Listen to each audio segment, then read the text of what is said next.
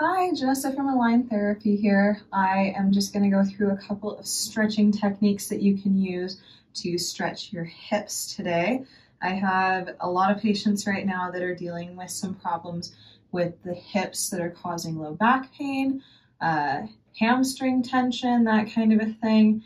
And I figured that it would be a good idea to kind of review a couple of the stretching techniques that you can do for the hips in order to prepare you for the summer hiking and other activities that you're getting into.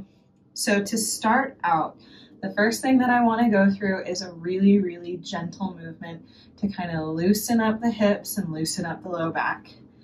The way that I like to do this is laying down. I want to go through what we call a pelvic tilt, okay? You can see here I have a little bit of an arch in my low back. I can take my hand and I can slide my hand underneath my low back here. The pelvic tilt is increasing that arch and then flattening that arch. Just kind of going back and forth like this to kind of loosen things up with the low back and the hips. Once I've done a few of those, the next thing that I like to do is just kind of rocking side to side. I like to lift my hip very lightly up off of the floor here as I do this side to side rock. Once I've done a few of those, I get moving on to some of the lower hip muscles that are in the back here. My favorite stretch right now is a glute stretch. So you get into this figure 4 position. I'm taking my right ankle and putting it on top of my left knee. For a lot of people, that is enough to get a stretch. You'll be feeling a stretch kind of here on the outside of the hip. You might even feel it kind of up higher in the top of the glute. So this area is what we're trying to stretch out. If this is enough for you, you just stop here. You stay comfortable. I don't want you going crazy on this. You shouldn't have to do any kind of yoga breathing or go to your happy place to get through your stretches, okay? I want to do a light stretch and be able to work through it without any pain. Some people are really aggressive with their stretching, and we don't need to be aggressive to see results. If you go too hard, you're going to kind of give yourself a bit of a backtracking on that stretch. If you go too hard, your muscles will guard against the stretch and you'll just get tighter. So make sure you're light and comfortable. If this is not enough of a stretch, once you're in that figure 4 position, you can either push the knee down like that, or you can grab your hands on this leg, on the straight left leg, and pull in until you feel a comfortable stretch. So I can bring it in quite a bit here in order to get the stretch. So this one is a really nice one, just stretching out the glute. The next one that I like to do for the hip is for the piriformis. So with this one, the easiest way that I find to stretch out my piriformis is to get into this figure 4 position first, grab my knee, and pull it up toward my opposite shoulder, okay? Sometimes this is enough of a stretch. If this is not enough of a stretch, you can pull in even tighter. Sometimes people like to straighten out that bottom knee. What that does is just kind of rest the pelvis down a little bit, gives you a bit more of a pull through that hip. So you can kind of play with this. You can find where is the best stretch for you, whether it's here or less of a pull or with that straight leg. You can play around with this a little bit, right? The next one that I want to go for is I want to stretch out my hamstrings.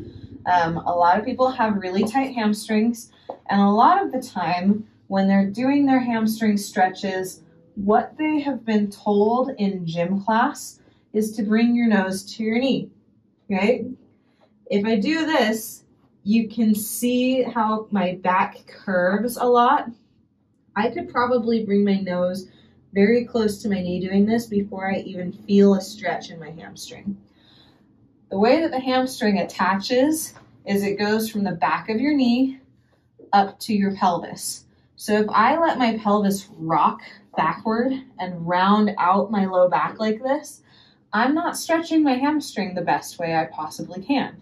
What I actually want to be doing is sitting as tall as I can. You can see how that takes my pelvis and it rocks it forward so the bottom part of my pelvis pulls back.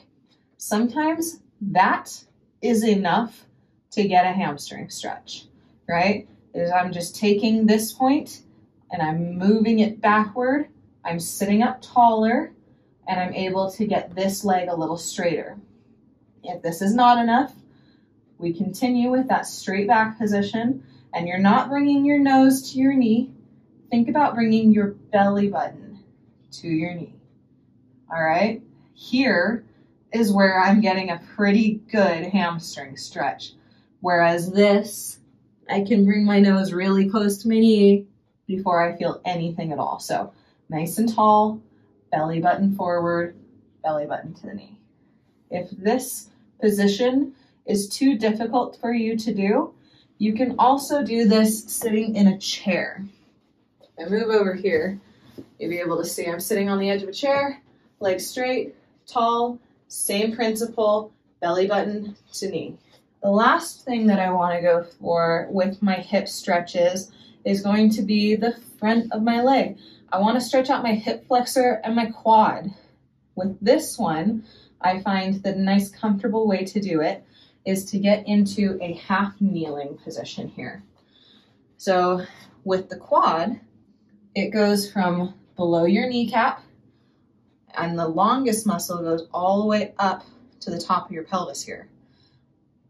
If you're just leaning forward like this, you're getting a little bit of a stretch, but you're not getting the best stretch you possibly can.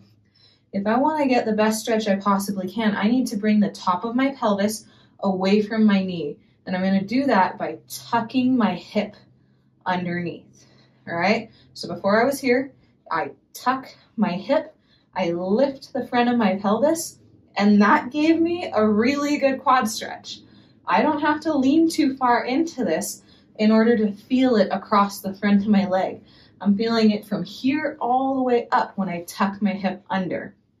If this is not enough for you, you can of course lean forward into it, but you want to make sure that you're tucking that hip as you do it.